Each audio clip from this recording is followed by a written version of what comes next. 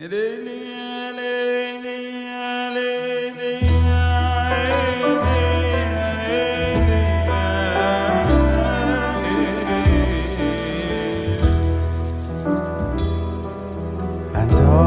הסליחות בוחר לבבות, גולה עמוקות, דובר צדקות, הדור בנפלאות ועתיק בנחמות, זוכר ברית אבות, חוקר כליות, אדון הסליחות רחם עלינו, כן חטאנו לפניך, רחם עלינו, באנו לפניך, רחם עלינו.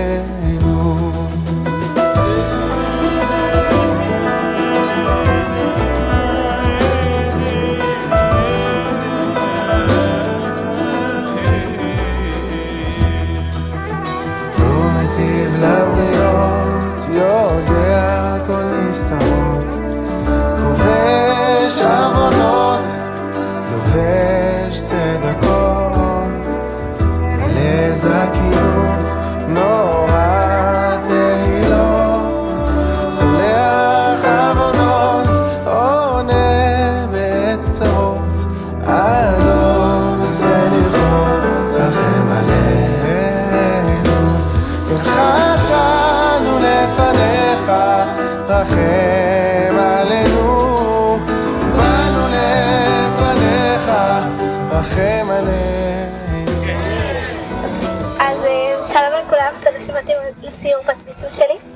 האמת שכבר בכיתה ישבתי והרהרתי על עצמי מה אני אעשה לבת מצווה, אז חשבתי על התאריך שלי, א' באלול, ראש חודש הרחמים והסליחות. ואמרתי לעצמי וואלה, יותר מתאים, סיור סליחות. אז בשביל זה נעזרתי בלאה, חברה של אמא, שעושה סיור סליחות, ותעשה גם חלק בסיור. אז אנחנו בעצם נמצאים בתפר בין סוף שנה לתחילת שנה. מצד אחד עושים חשבון נפש עם עצמנו על השנה שהייתה לנו. מצד שני, מנסים לחשוב לאן אנחנו יכולים להתקדם, איפה טעינו, מה אנחנו רוצים, מה המטרות שלנו שנה הבאה. וככל שהתקדמה בת מצווה שלי, ישבתי וחשבתי לעצמי מה זה סליחות. למה בעצם אנחנו אומרים את זה בסוף שנה? יש לנו את כל השנה לבקש סליחה, או למה לא בתחילת שנה? למה דווקא בסוף שנה? אז בשביל לענות על כל השאלות האלה, נחזור אחורה בזמן אל תקופת מעמד הר סיני. כל המרגש שהם הרגע קיבלו תורה עליהם. משה רבנו מתכונן לעלות להר סיני, ובעצם משה יורד מזועזע ושומר את הלוחות, ומעניש את החוטאים, ואז השם מודיע לו שהוא רוצה להשמיד את העם הזה ולהתחיל ממנו עם חדש.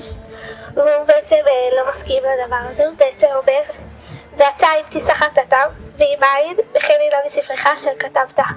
ובעצם כל זה קורה בי"ז בתמוז, ובי"ח בתמוז, יום למחרת, הוא עולה להר סיני, לעוד 40 יום ו40 לילה, שהוא מתחנן לקדוש ברוך הוא שיסלח לעם ישראל ולא ישמיד את העם. בסוף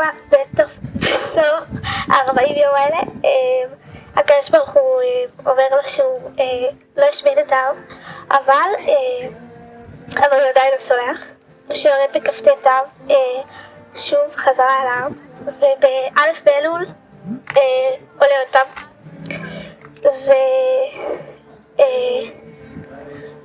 והוא עולה עוד פעם ומבקש בשם שיסלח סליחה מלאה.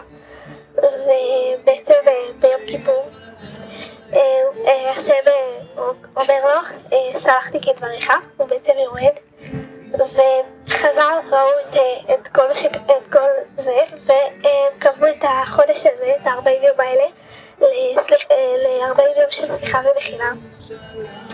והם אומרים שאם למשה נפתחו שער השמיים, אז גם לנו נפתחים שער השמיים. שער המלך בשדה, שבעצם מזכיר לנו שבימים האלה יש לנו הזדמנות שאנחנו צריכים להתעורר אליהם ולשים לב שהמלך פה בשדה ושאסור לפספס. זו תקופה לא ארוכה, זה לא חצי שנה וזה לא שנה. זו תקופה לא קצרה של חודש, קצת יותר מחודש, שבעצם יש לנו הזדמנות להתקרב להשם. ובעצם לבקש ממנו סליחה. והקדוש ברוך הוא מחכה לנו, מחכה לתפילות שלנו, מחכה בבקשות שלנו. והוא פה לידינו, אנחנו צריכים להתעורר ולשים לב ההזדמנות הזאת. ואז אנחנו באים ואומרים, רגע, סבבה, הבנתי למה אומרים את זה דווקא עכשיו. אבל עכשיו השאלה זה למה דווקא אומרים בלילה, בדיוק מסתדר לי בין מנחה לערבית, ככה אני הולך מהבית, מתפלל מנחה, מבקש סליחה, מתפלל ערבית וגומר עם הסאגה הזאת. ובעצם התשובה היא, זה שלילה הכל חשוך. היום נגמר, אנחנו יותר פנויים, רגועים, המסקים נגמר, פגישות, אין כלום, משפחות הודעות, מיילים, שיחות, טלפונים, וגם הכל חשוב, אנחנו פחות רואים, ובגלל זה לא כל כך נותרת לנו ברכה, אלא להתכוון בתפילה, ובעצם לבקש סליחה באמת עלינו. משם המשכנו לקבר דוד, ודיברנו על דוד שהקים עולה של תשובה. המשכנו בסיור ונכנסנו לרובע היהודי. דיברנו על פאשה פלץ, שהקימה בית הכנסת אורחים. פאשה הייתה אשת חסד, וחיה בעוני אמנם, אבל הקדישה את חייה לעזרה לעניים. משם המשכנו לבית כנסת הרמב"ן. סיפרנו על הרמב"ן ועל עלייתו לירושלים, ועסקנו באיגרת הרמב"ן. משם המשכנו לתצפית הכותל. דיברנו על עקדת יצחק שהייתה בהר הבית ועל עבודת כהן גדול ביום כיפור. התפללנו לשלום החיילים ולניצחון במלחמה, וסיכמנו בכמיהה לראות את עבודת כהן גדול ביום כיפור, ובסוף ירדנו לאמירת סליחות בכותל.